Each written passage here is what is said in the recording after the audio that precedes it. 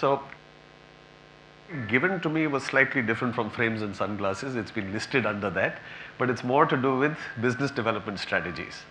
So I'll just start with that. So we all are sort of, I think my topic actually was business development strategies to combat competition from online sales and other competitors, right? So I'm going to start with that.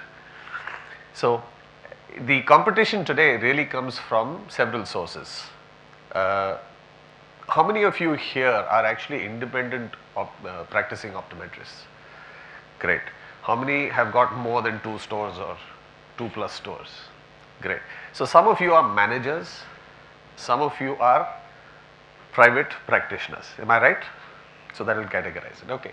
So basically the kind of competition you're going to face today is from people who are independent, people who have chain stores. Laundry is an interesting term that I've got. One of the problems that we've been facing with online sales is the fact that people are willing to buy at, let's say, 1,000 rupees and sell at 800 rupees. I don't know if you've come across this, but there have been instances where, for example, a set of contact lenses is not actually available online, but they put the box of that contact lens online. When you click on it, it says it's not in stock, would you like an alternative? But if you insist on buying it, they say 3 weeks later we will give it to you.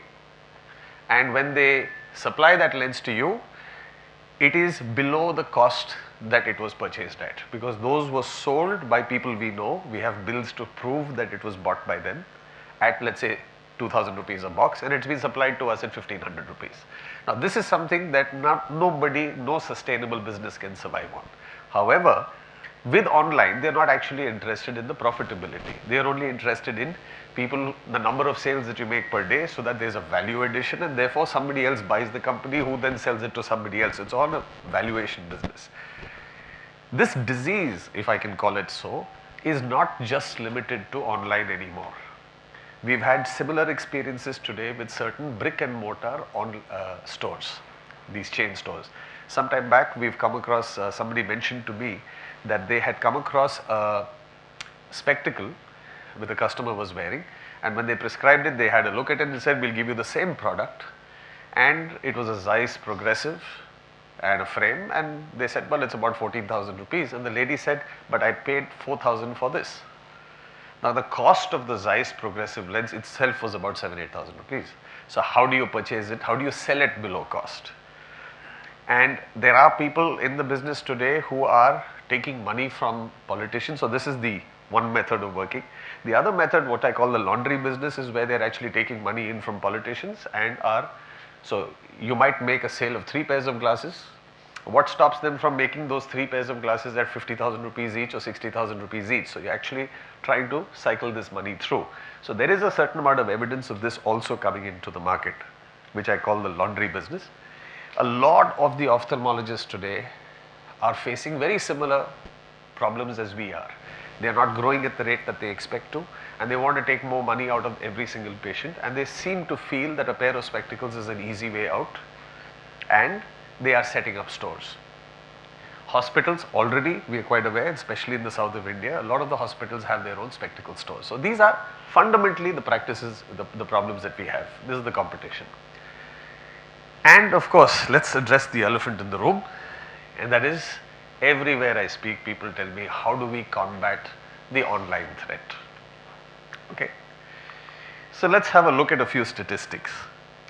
The Indian eyewear market was estimated to be around 8,400 crores in 2016. Now this is going to grow in the next 4 years to 12,600 crores. So it's more than 4,000 crore growth. Out of which 1,700 crores is going to be the growth with the organized sector. Now, I came across very funny statistics when it came to the Indian online market, so I've eliminated that, but I'm giving you the trend what's happened in the US. In 2017, 8 million prescriptions were made online. 8 million. Now this, unfortunately or fortunately, is only about 4.2% of the total market share. The most well known of this is Warby Parker, But unfortunately, it is not actually the biggest. The biggest is another company called Zenny, which has stayed to a level, to an extent, below the radar because it has not gone in for any funding. It has stayed on its own. And it has, in 2017, it had a $176 million turnover and 50% of market share. Since 2003, that's when they started, to now, they have sold 20 million pairs of glasses. So you're talking about one company, one online store, and this 20 million pairs is equivalent to 1,000 shops like ours or clinics like ours for 5 years. That's one person doing this kind of business. So there is a large volume that is going into the online business. Now the problems are, one, there are 10% returns for changes to the prescription or adjustment of the frames, or they don't like the frame. In India, the statistics, I think I've been given statistics anywhere ranging between 15 and 25%, but I've not been able to come across a single figure for it. So they need a network of practitioners which will solve this problem. Once they get that, that becomes their strength and becomes a problem for us. The prescription right now is their toughest part. How do they prescribe lenses? How do you test the eyes online? And it is estimated that if they do find this solution to this, then the market is going to explode exponentially because they're not able to get that particular thing on. The IPD is another thing where we mentioned, I think the speaker before me had mentioned, that get instrumentation into your office so that you can tell your people that your patients or your clients that you're able to take very accurate interpupillary distances and whatever, your center of eye rotation and head and neck movement. There are a million things that you can speak about. This also to an extent is easy to solve because Zenny is already coming out with a tool which is going to be launched in the market soon. The other thing is that the future is here right now. Now, what do I mean by the future is here? There's an optometrist called Dr. Stephen Lee. I've seen this app. He had actually approached a couple of the companies in the US to say that I have this app, can we somehow bring it online? And they dismissed him. And that I think irritated him a little bit more and it spurred him into action. So he's actually developed an online app which for I think the current rate is $40 US, you can get a very accurate refraction. And I want you to understand this. The app is very accurate. So accurate that in 2017, the FDA has issued a warning letter to them that they have to take this offline till they get FDA approvals. If this goes through, and I'm sure it will, it's only a matter of time, and then that app can be licensed to other online practitioners across the world who will then take the bread and butter from your mouth. This is a fact, it's coming. Zenny has already come out with a device which looks like a monocular telescope which you can attach onto a cell phone.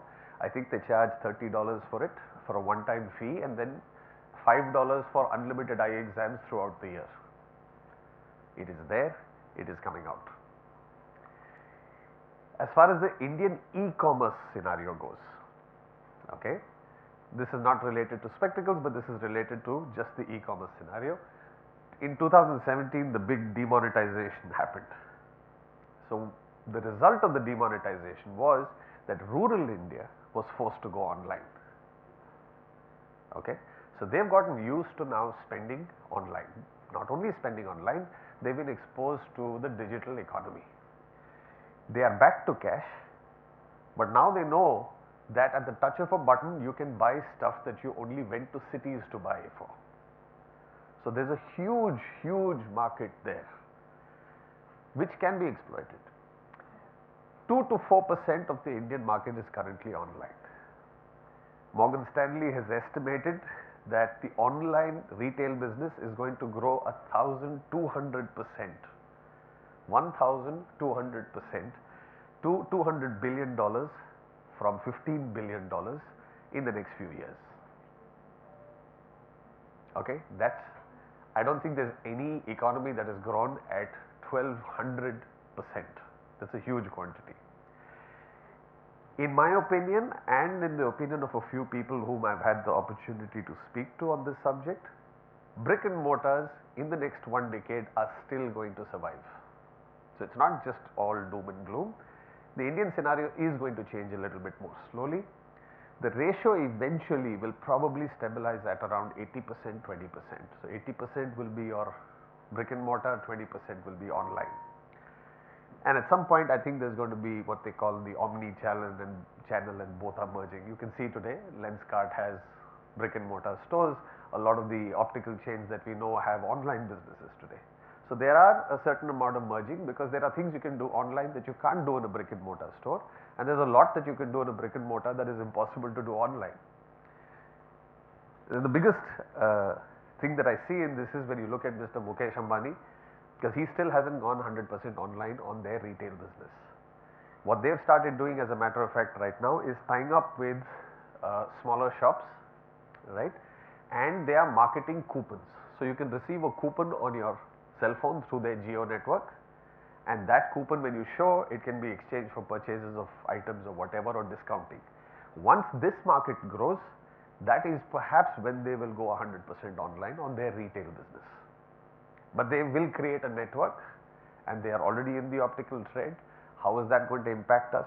I do not know.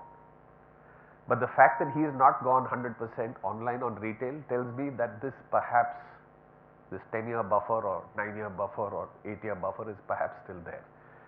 Amazon on the other hand has created an interesting concept called Udan, where they have tied up with small stores and they use those small stores as internet points. So, people go to those places and then buy Amazon goods.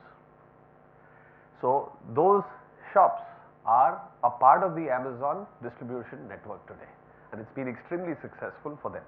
They have currently got 18 partners and about 6,000 stores. This has just been a pilot study. I think it was started about 3 years ago. So, what are the solutions? This is the doom and gloom part of it. So, how do we come to the solutions? So, let us revisit the problems that these people are facing. The first problem was 10% returns, or in the Indian scenario a little bit higher, is in their prescription or adjustments to their frames. So, how do we improve it? Our rejection rates are a lot lower because we put the frames on the person, we adjust it to him, we make things a little bit more comfortable. But yes, sometimes the adjustments are wrong, or the prescription is wrong, or the centration is wrong, or the lenses are scratched. So, how do you improve it? Is try and have zero error or as close to zero as possible, and for that you need to improve your quality checking. The prescription is becoming the toughest issue today. Can you invest more in your optometrist, or if you are yourself an optometrist, can you invest more in yourself, have better equipment so that you can do a more accurate assessment? IPD, take as many detailed measurements as you can. You can tie up with companies. Today they provide you apps, they have iPad related apps, standalone apps, so many things, devices are there. Make it look like, see, it's like saying, if I have a patient, to take a little leaf out of Waller's speech, if I have a patient who comes to me with a spectacle prescription saying -3, or he wears glasses of -3, and I reach across my counter and say, here there is a -3 contact lens, please take it. Can't he click this online? Yeah. So, what have you done? You have educated the patient that this product is not a medical product. On the other hand, if the patient comes in with a prescription and says, I want -3 as a contact lens, if you stand your ground and say, I am sorry, we cannot give it because it is a medical item, you might lose that one patient. But you have also educated him that the previous person who has handed over that box of contact lenses is wrong. Even if it is your own patient, sometimes one of the methods of promoting contact lenses is to slip a contact lens onto a patient for the purpose of frame selection. Now, what you are actually trying to do is get him to experience the contact lens. But instead of telling him that why don't you try a contact lens on so that you decide whether you want to buy one or no, you have a person with -5, just say, give me a minute, I will put something on your eye so that you can select your frame better. Now, the purpose is for him to select his frame better, which is what he came for. But before you put that -5 on, put him behind a slit lamp, have a quick look at his cornea, flip his lid, do some work. You're trained to do that work. Then put the contact lens on.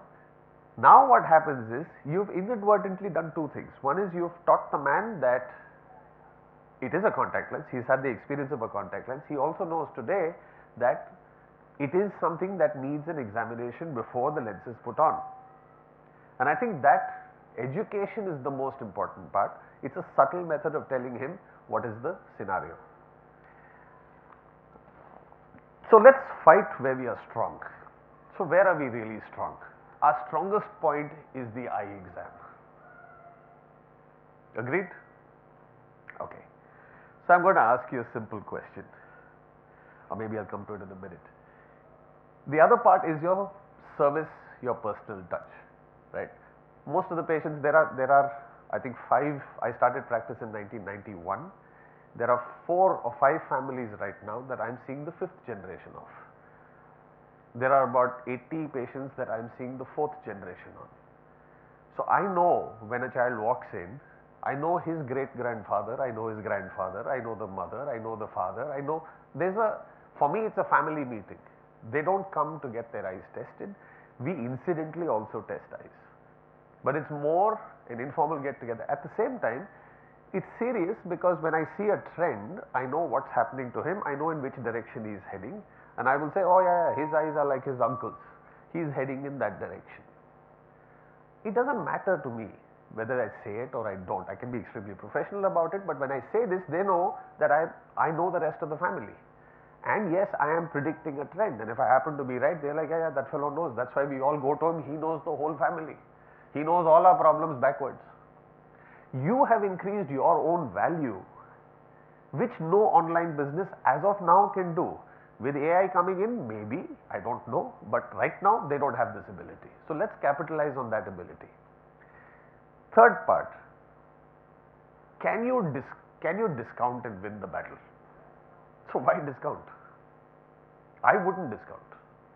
As a matter of fact, if you ask me, my first response when someone says go into a discount war with somebody, I'm a single store person, right? These guys, if tomorrow an SLR and somebody else join together and come out with multiple stores, they can afford to sell at cost. Can you? They can afford to sell below cost for 5 years. Can you? They'll wipe you out of the market and then jack the prices up. How do you stop it? SLR is not in retail. We are fortunate about that. But if tomorrow some big company, it could be anyone, comes into the market into retail, we are in trouble. So what do? I would increase my price because I know I'm going to lose 10% of my patients to discount stores. Increase my price, but those who stay with me, I will give them service like never before. A cup of coffee at Sarvana Bhavan costs how much? Anyone? Accurate answer, 35 rupees. 35, 40, 35, 55 or something like that if I'm not mistaken, with GST and taxes and all that stuff added onto it. Now, if you go to a shop sometimes to buy something, you might bargain with the person, am I right? When you come to a hotel like this and somebody gives you a cup of coffee for 200 rupees, do you say, I think it's too much? It's the same coffee, but you realize that you're paying for the ambience, you're paying for the service, you're paying for the table that you're sitting on, you're paying for the property, because there is a perceived concept. You know that when you come in here, you're paying for a certain service and you will gladly pay for it. But yes, if the same person comes to you and gives you a cup of coffee in a stained mug, the table is not clean, you will say, I'm paying 200 bucks for a cup of coffee. Is this the way to treat me? All of us are willing today to pay that money, but we are not willing, and we are willing to accept the service. So can we not capitalize on that? I would. The other thing is that understand that the online demographic is very different. Zennies, which are the largest in the US, average spectacle sale is $50. Warby Parker is $95. In India, most of the online spectacles are sold at approximately 4,000 rupees. Dinesh, correct me if I'm wrong. Dinesh bhai. Online retail, average cost of a spectacle is around 4,000, 4,500. Sorry? Much lesser. Good. My estimates were about 4,000. Now, what is the average cost of spectacle that you sell in your office? So, if you are in the 4,000 rupee bracket or 3,000 rupee bracket, forget about it, you are not going to win this battle. Not on price. You cannot win that battle on price, because online they will sell it at that price. If on the other hand you talk about a different product altogether, then you are not in competition. Until they come to that field, you are safe. Shift the battleground. Focus on your patient demographic. Figure out the patients who are most loyal to you, stick with them. Somebody who comes to your shop once, next year he goes somewhere else, third year he goes somewhere else. I would try and figure out why is he shifting places, is there some way I can make him loyal to me? But that's not the patient I am targeting. I am targeting the guy who comes to me regularly. Can I do something for him more? I might say, here's a coupon, here's a meal ticket for your kids, take them out to a Pizza Hut or whatever and have a meal. Make the visit something to look forward to. What I call the power of a story. I have small notes written down in my files. Okay, so today I have girls who come to me, and by the way, I think that's another thing you should do, is cultivate girl patients. Okay, because when they get married, the rest of the family comes to you. Not so with the boys. Do you guys agree? Married men, do you agree? So, women are becoming more and more the stronger decision makers in the family when it comes to health issues. It is changing, the demographics are changing. Earlier a girl used to go down, I have patients, girls who got married here, gone to Calcutta. Today the entire family from Calcutta flies down to Chennai to get their eyes tested by me. They are big family in Calcutta. They've been there for 3 generations. But because this girl said, no, I refuse to get my eyes tested in Calcutta, we've got a family doctor here, we go to him. And next visit they came, they had a look at me while her eyes were being tested, then they said, we like this place. Okay. So, the power of a story is that when these girls come in, I sometimes have a note written down that when she was 14 or 15 we gave her contact lenses and then she slept with the lenses on, right? And now her daughter is getting contact lenses and then she'll say, oh, you have to be very, very careful, you know, kids nowadays are really bad. And then I look at the daughter and say, this is all bullshit. Your mother was miserable. So, if she gives you trouble, let me know, I've got data on her. They want to see that file. So, what happens is that we've developed these little stories along the way, that it's no longer a visit, it's no longer a chore to get your eyes tested. It's something to look forward to. Many, many years ago, there was a gentleman in Canada called Fred Khan who gave me this advice. And he said, people are going to come to get their eyes tested. You have to test their eyes. You can decide whether to do it in peace and silence, or do you want to have fun while you do it. I quite often have people whom we are telling them that they are losing vision in one eye and they are cracking jokes with me. It happened yesterday. We had a patient whose father is losing eyesight and he's gone to 3 different places, and I said, 3 years max, this eye is going to go blind, we have to look at the other one. But then somewhere along the line the conversation got more jovial, we are still discussing serious issues. Then he was laughing and the son came and met me later and he says, in the last 3 visits my father has not laughed. He says, you have told the same story to him that other people have said, but he enjoyed meeting you. The treatment is going to be done somewhere else. I am not treating, I am only giving advice. But there is a story behind it. PD measurements, like what he was mentioning, get into as many detailed PD measurements as possible, and please tell them what you are doing. Don't do it saying that, you know, it's easy. So, for example, many years ago I used to have a story where I used to say, oh, you know what, this particular measurement, somebody else is taking the measurement. And I'm passing through, there are 3 other people standing there or sitting there, and there's an old patient of mine, and I'll be like, yeah, you remember the old days when I used to use a 5 rupee scale to take your measurements and a marker? Yeah. Then we had that other one with the PD meter which was 40,000 bucks. This one is 7 lakhs. But there's no harm in mentioning it, is it? Then they also realize that why would somebody spend 7 lakhs on a piece of machinery to just measure the distance between the eyes? There's obviously something to it, the lenses are going to come out better. More than that, you are actually training them that this is not available online. At all times, work on that anti-online thing. Go the extra distance. There's a huge aging population that is there. See, a lot of the stuff that happened to us has happened completely by accident. We've sort of meandered around the place and intuitively we've done a lot of things. So sometime back one lady came to me, and this is about 10, 12 years ago, I remember, and halfway through we realized that there's a potentiality of her having a small sort of a choroidal neovascular membrane. So I needed an OCT done.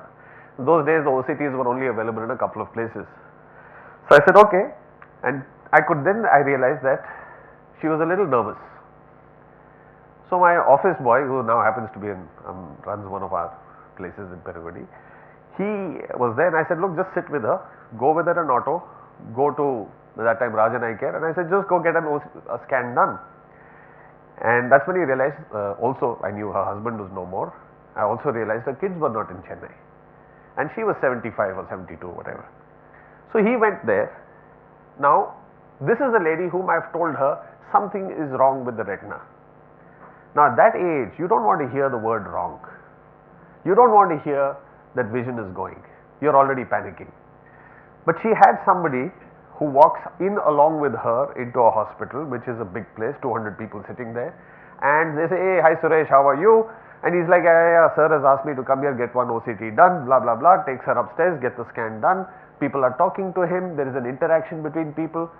She suddenly felt more comfortable because she is not going in alone.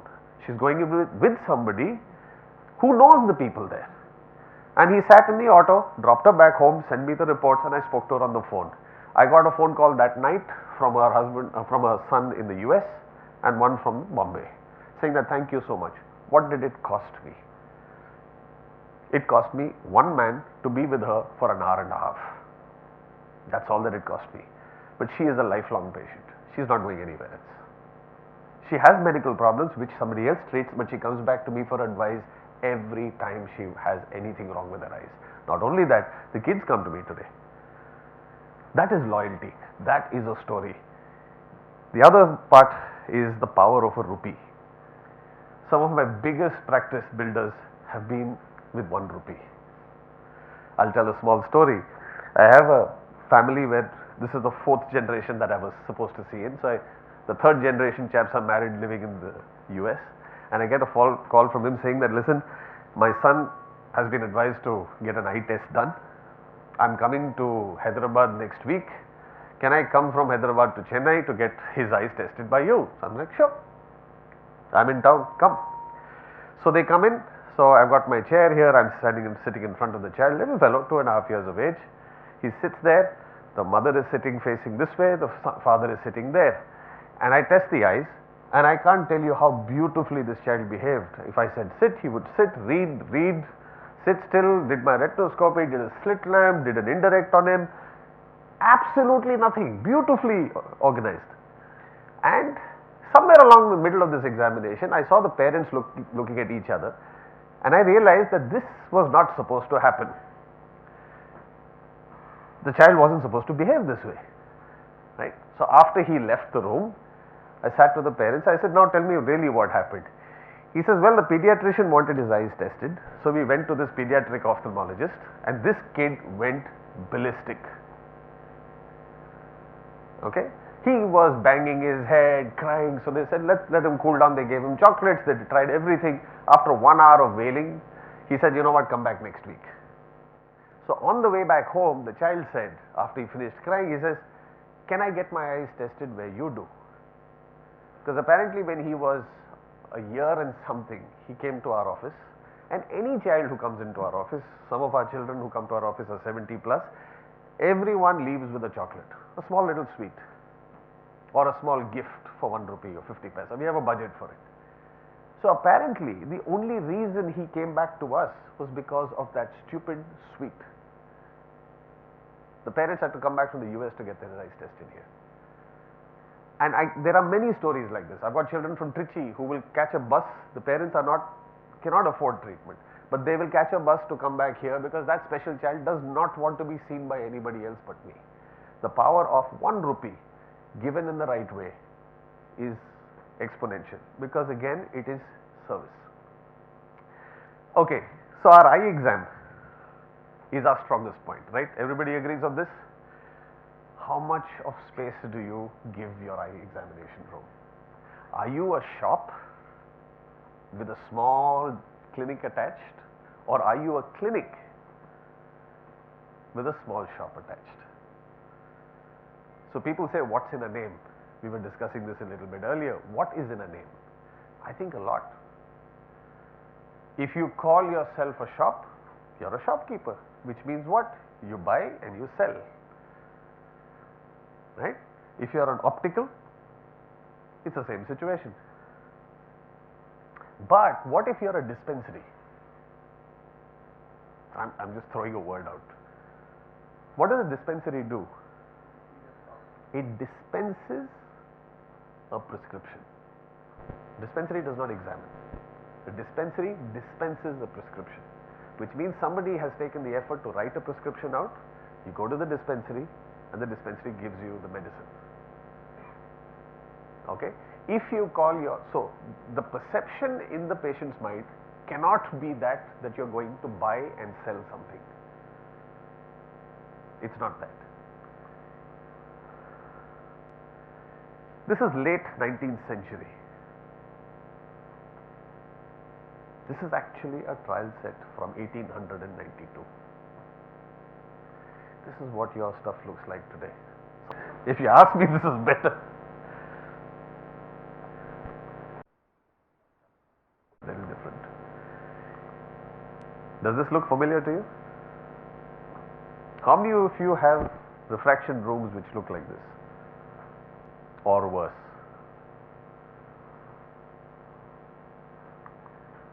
This is 1924.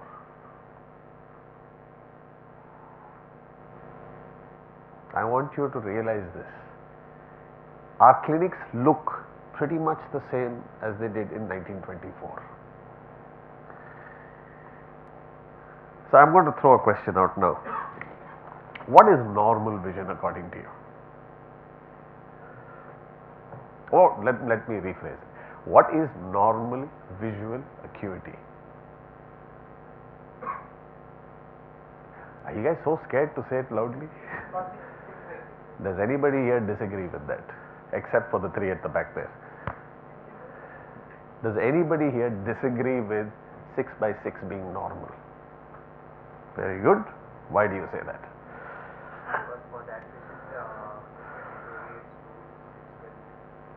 So if you have 6/6, are you happy? No, it will differ from person to person and its requirement. So if a person has 6 by 6, is he normal? That's what I'm asking.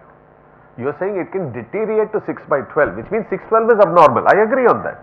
I'm saying if a patient comes to you and he has 6/6 vision, are you happy? Is that normal? Patient comes Huh. as an work which is requiring the full vision.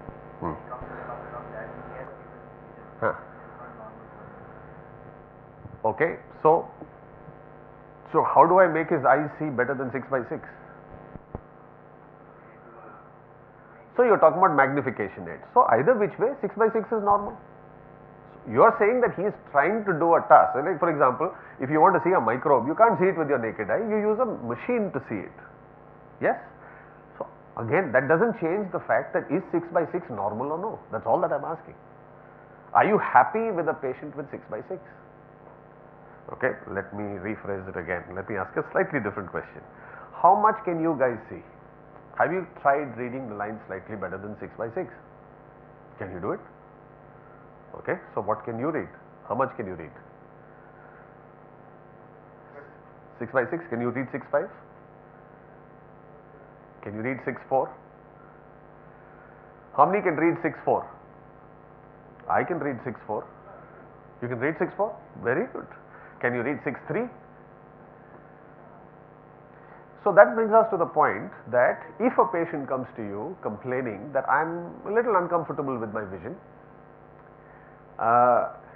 and you find his vision is 6/9 partial, 6/12, there's nothing wrong with his refraction, his anterior chamber is fine, pressures are normal, there is no cataract, fundus looks near normal, pupillary reactions are normal, disc is normal, you will now order an OCT because you're worried.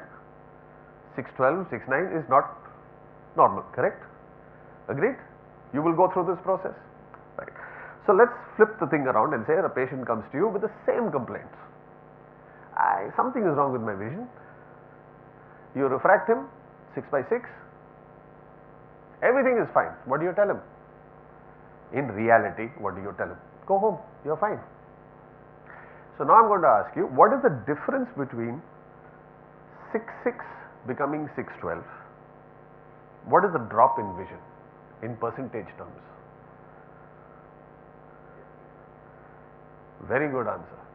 50% is what he said. He is absolutely right. It is 50%. Something that I could see from 12 meters, now I'm going to go 6 meters before I see it. Half the distance, 50%. What is the difference between 6/3 and 6/6? 50%. 6/4 and 6/6, 33%. So a lot of us actually can see 6 by 4. Don't you think if my vision drops by 33%, I'm going to complain? Why do you think I've gone through this whole explanation? Because we are all brought up with this stupid concept that 6/6 is normal. Please understand, 6/6 is considered a certain standard of normalcy. It's like saying 5 feet 6 inches is normal. Does that mean 6 feet is abnormal? Does it mean 5 feet 4 inches is abnormal? No. And by the way, when was this standard of 6 by 6 established? Does anybody know? This concept of normal vision, when was it established? Come on, students, you should know about this. 1862. In 1862, did we have a TV? Did we have smartphones? Don't you think our visual demand has changed? Do you think 6/6, which was considered superlative vision in those days, is normal today? Your visual demand is far greater. So what is the human eye capable of seeing? How much do you think the human eye can see? 6 by 2. That is how much the human eye can be trained to see. Now, you think that normal vision is 6 by 6, so you stop your refraction at 6/6. The moment the patient reads 6/6, you're like, I've done my job. Do you think that stupid app knows that 6/6 is normal? It will go on refining till it reaches the best possible that the patient can see. So if you have a purely refractive practice, it is gone. It is going to disappear in the next 5 to 10 years. Please be aware of this. If you are doing a purely refractive practice, once these apps come online, the cost today is $40 a refraction, it will drop to 40 cents a refraction. It will be done in the comfort of their homes. It will be done while they are having a cup of coffee, reading the newspaper. You cannot compete against that. So if you do not put in the service element, if you do not put in the element of doing a little extra, glaucoma checks, do a fundus check, your optometrist should be your biggest drawer. People should want to come to see the optometrist for their eye testing, not for any other purpose. It's a double-edged weapon for the store owners, because, and for the people who are working, it's very good, because if the patients want to come and see the optometrist, if tomorrow he leaves your job and goes, he takes the patients with him. Which means what? The store owners have to pay more because he brings in more money and the optometrist salary goes up. I'm very happy with that scenario. I'm an optometrist. Do a more detailed eye examination, do glaucoma testing, do anterior segment photography, posterior segment photography. Today these things are really inexpensive and cheap.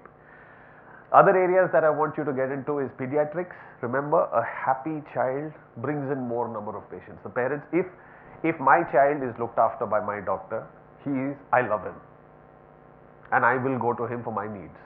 My brother, who's almost 60, still goes to our pediatrician. He doesn't go anywhere else.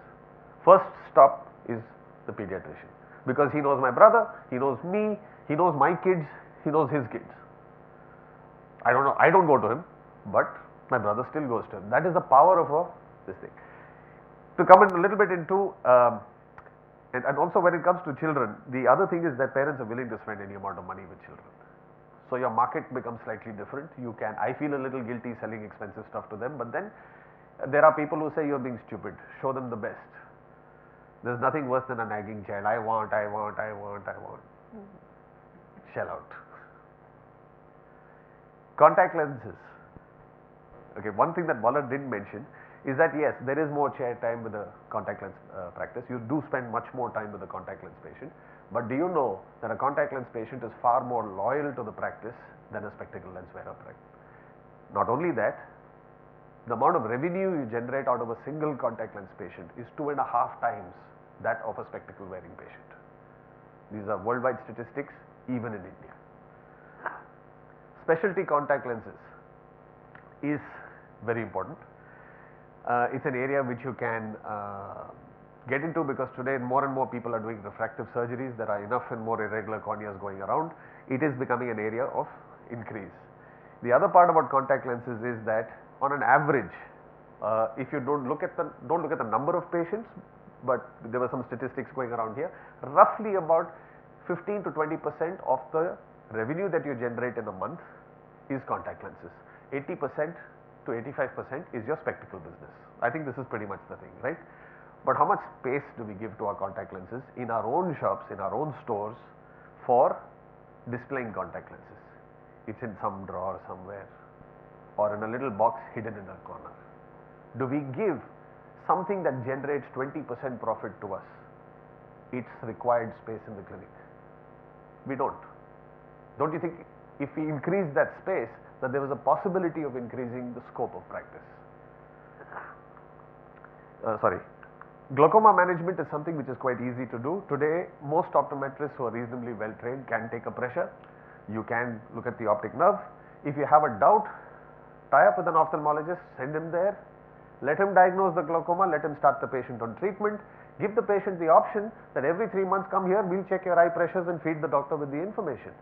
Take a fundus photo every 3 months, do fields every 6 months. A single glaucoma patient is a patient for life, and if he sees you 4 times a year, roughly your revenues are in the region of 4,500 just on consultation fields alone. A good decent Indian fields machine is 2 lakhs. It's not that expensive. But if you remember, a glaucoma patient is a lifelong patient, and if he's happy with you, the rest of the family comes along. Everything is about building this whole thing. This is the only way you're going to fight your competition, is if you add services, become a single point for doing a lot more work. Other areas that you can get into is low vision, geriatric care, age-related macular degeneration, diabetic retinopathy. Think about doing home visits. Let us see the time, please. Yeah, so home visits, tie up with private ophthalmologists or institutes. This is beginning to happen in Chennai now. And one important thing that I want you to concentrate on is your CSR activities. We got into it completely by accident. Way back in 1990, I started working with children with spasticity, and we went on to cover almost, I think, 14 institutes we look after today. It's completely free work that we do, but I cannot tell you the kind of, if today you ask me to start a practice from scratch, I will start with these kids. You think you're not making money out of them, but you are. For every 20 kids that you see, there will be one parent who will come and buy a pair of progressives from you, and they're extremely happy with the work that you do. They talk to people about you. It's your story. Goodwill is something that you cannot buy. Today, practically every conference I attend outside the country, they have separate sections saying, have you started CSR activities? Get involved with some social cause. It need not be something to do with the eyes. It could be something to do with something else. But get involved. Get your staff involved. Every time we have a camp for special kids in Chennai, we actually put our shutters down.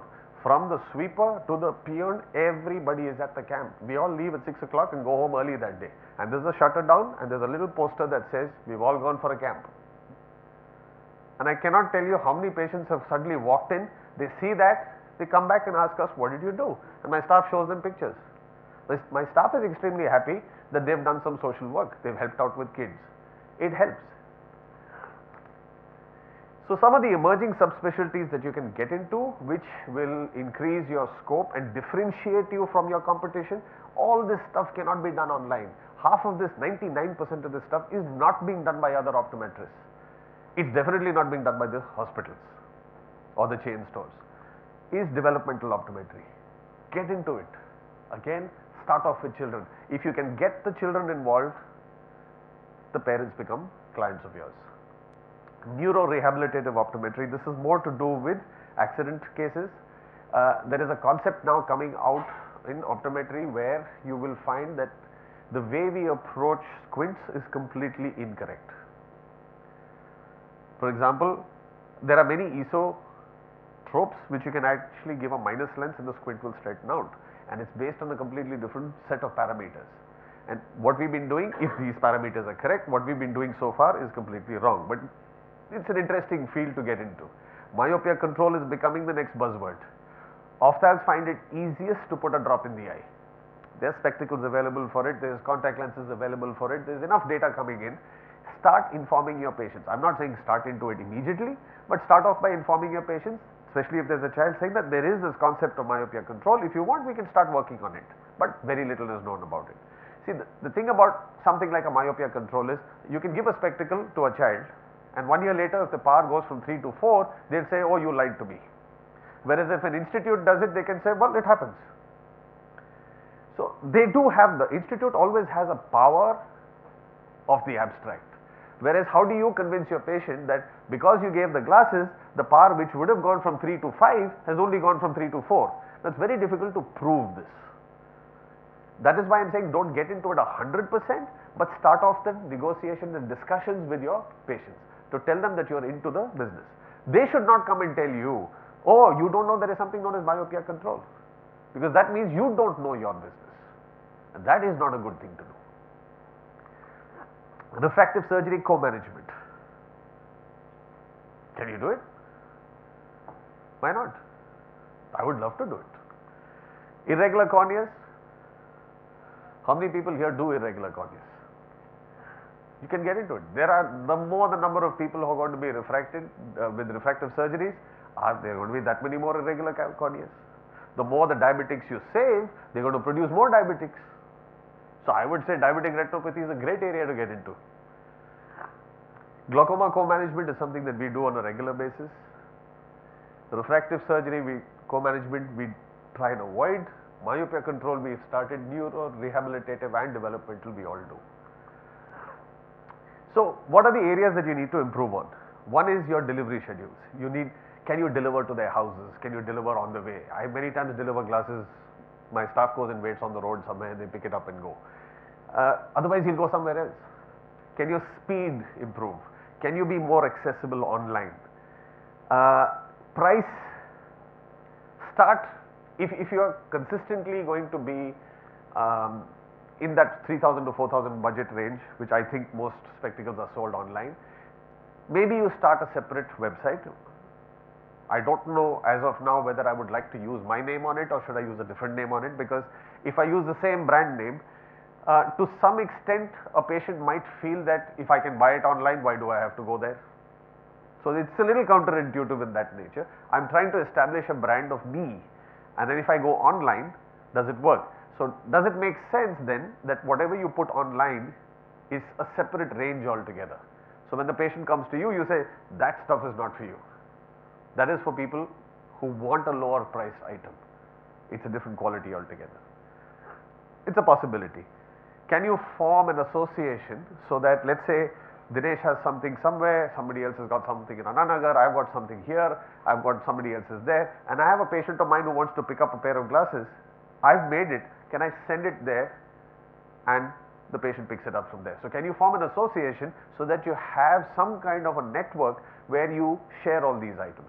You can share resources, you can share buying powers can increase as a result of it. There's a lot that can be done on that. So to come back to this, should you have a web presence? I think you should have. Like what Waller was talking about, I belong to the generation where I don't think I will ever go online and see who's the best eye specialist near me or who's the best cardiologist near me. I would rather pick up the phone and speak to somebody and say, last year your father got operated, or I'll speak to my family physician and say, who's the cardiologist that you recommend me to go to? I need not know the person. I don't think I'm ever going to Google and go to for a medical checkup with this. However, if I want to buy an item, then yes, I will Google, because there's no element of service in it at all. So if you position yourself as a service provider, I don't think people are going to Google you. Yes, there is a bunch of people who do Google me and come, saying that because somebody has written a good review about us online and he says, oh, you seem to be the best guy in this region, I will come to you. So that is word of mouth, but that is word of mouth through some website which you own or you may not own. But yes, this is an area I need to improve on, because I do realize that the next generation does not work the way I do. As a matter of fact, I find a difference between my daughter and my son. If you have a doubt, how do you search for it? Where do you go? You got a question, what do you do? Google. You're right? My daughter is right now in second year. She uses Google. She's been using Google since she was 3-4 years of age. When my son was 4 or 5 or maybe 6, he suddenly said, I have a project to do in school, or I think he was 7, sorry. There's a 2.5 year age gap between them, and he says, I want to do my project myself on the computer. Go ahead. 45 minutes later, the fellow is still struggling. So he came in running and he says, I'm not able to do it. Akka does it so fast, I'm not able to do it. So I said, what happened? Guess what he was trying to do? He saw his sister cut and paste on the internet and prepare a project in 5 minutes. You know his default search engine is YouTube. It is not Google anymore. So if you ask me, should you have a web presence today on a Facebook? I think Facebook is only for 50 plus today. WhatsApp is gone. My daughter doesn't even see a WhatsApp message that I send her. Instagram. YouTube is where everybody goes for their information today. Do you have a YouTube presence? That is the future if you ask me. YouTube is bigger today independently than what Google is. YouTube, your reach is huge. So do you have enough content to put onto YouTube? YouTube, the other advantage is people can write what they want, you don't have to respond to it. On Facebook or on a website, somebody says, I came and I waited for 2 hours and nobody saw me. If you don't respond to it immediately, you're in trouble. I know of one junior of ours who had some problem. Somebody wrote on their page that they are absolutely useless and they're this and they're that. Finally, you're apparently not supposed to be able to communicate with those people on that particular website which they were there. So he finally had to call up the agency and say, we don't even know who this guy is. And you can't delete that post. So then that person at the website, they had to call up that other gentleman and find out the facts and find out that he was talking about something else altogether. And then they deleted that post. So remember, it's always a double-edged weapon. As long as you're getting good reviews, it's fine. When you get bad reviews, it's a problem. People look for reviews today, and Google business also exists. I didn't even know I had a Google page, and people have been changing the pictures of my clinic. Some time back I saw it, and I'm very bad on the net. I must admit on that. I'm old school. But I have patients of mine who will read the Hindu.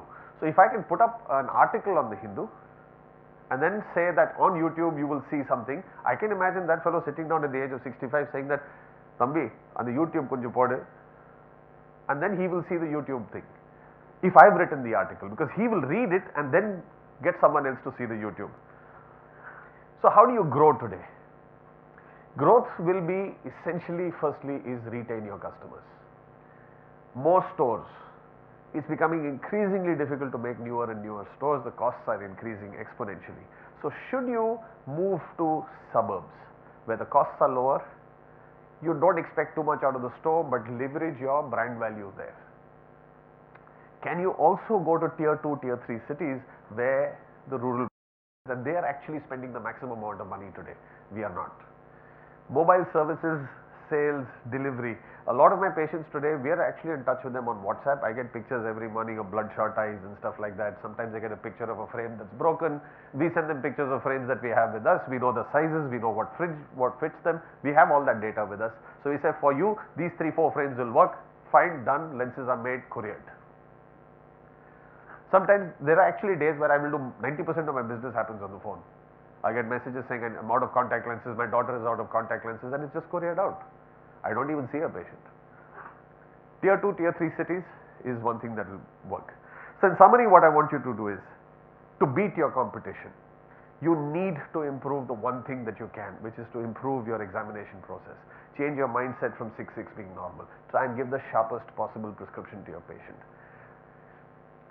Change from sell to prescribe. The selling of a contact lens or the selling of a spectacle has to change. The optometrist sitting in the room has to look at your requirements and say, this is what you need to wear. You need to wear a 3rd generation progressive or a 4th generation progressive, or you need to wear a lens which has a wider. So for example, if a patient has got a +2 with a +250 add, I want a wider reading zone, and I know that's available with only 2-3 lenses. It's not there in every single product. So it's not the most expensive product, but the best product. So I would say this patient needs this lens or this lens or this lens.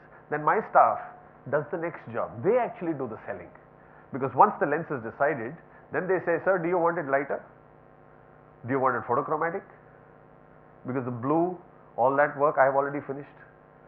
The design I have already decided on. They can then upscale the lens, then decide what frame goes around that lens. Most of us, what do? We sell a frame and figure out what lens to fit into it. Are you a practitioner or a seller now? If you are a practitioner, you will prescribe a product, and then the frame is a thing that can go around it. If you ask me, I'd be the happiest person if my patients bought their frames outside and I just fitted the lenses. I'll be extremely happy. I have no headaches with inventory, stocks, none of that nonsense comes into my thing. What do I do with my dead stock? Today even maids don't want old frames. I need to speak to her to find out how she's been selling progressive to maids, to figure that out. So it's okay to lose a few clients. It's okay to lose a few clients. Don't worry about it. Don't concentrate on the people who are leaving you. Concentrate on the ones who are being loyal to you. What is it that you are doing that's keeping them with you? Help them stay with you. Retention is far more important today. Increase your reach smartly. Can you increase your reach with WhatsApp? That's what we do. WhatsApp is something that we do a lot of. Remember, it is significantly easier and cheaper to retain a client than it is to create a new one. There is a difference between a loyal customer and a fan. A loyal customer is a person who will come to you. A fan is someone who will fly across the world to see you, and you're crazy about it. You can do no wrong. If you can create a fan, you've got extreme loyalty. 20 years ago, you probably did not even have an email address, and now it's hard to imagine life or a business without one. 13 years ago, Facebook didn't exist. Today, 2.23 billion people and millions of businesses use it every day. And we are still sticking to 6x6 from 1862. Our refracting rooms are from 1924. Your cell phone is 2 years old. You will change a model every 2 years or every 6 months or every year.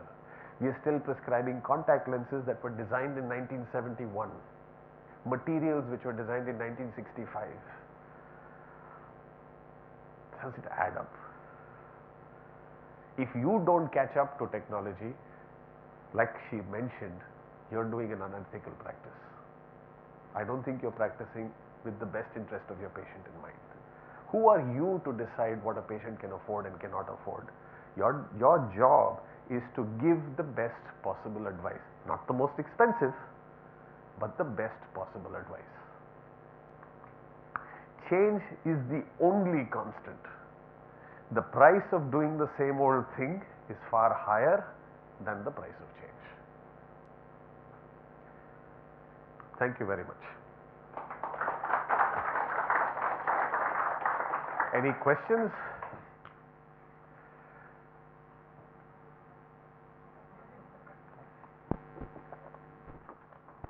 Dinesh, any questions? You can answer the sunglasses and glasses part of it. I don't know why my talk came under that, but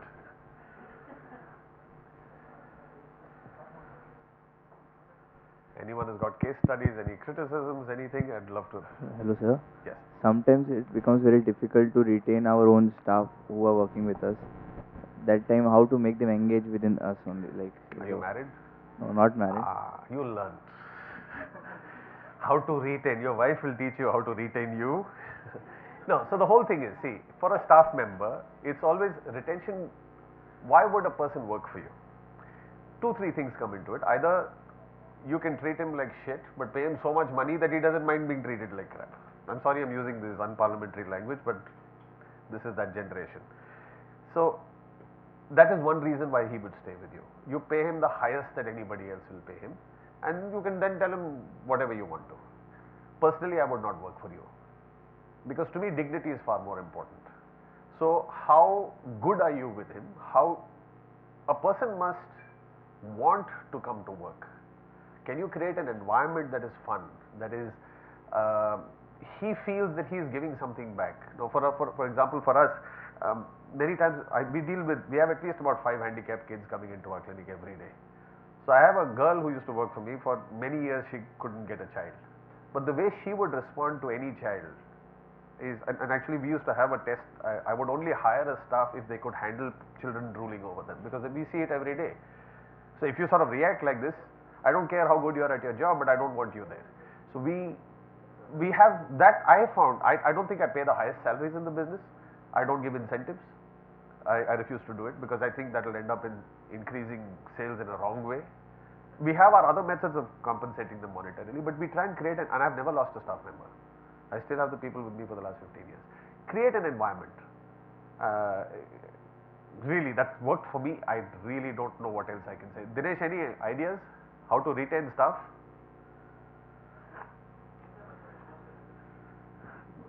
All of us are same old school.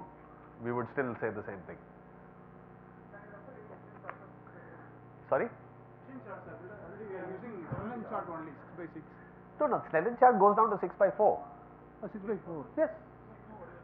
6 by See, 6 by 2 is what technically the human eye is capable of seeing. If you take the spacing between the cones and the fact that you get, you have your microsaccadic movements, 6 by 2 is humanly possible.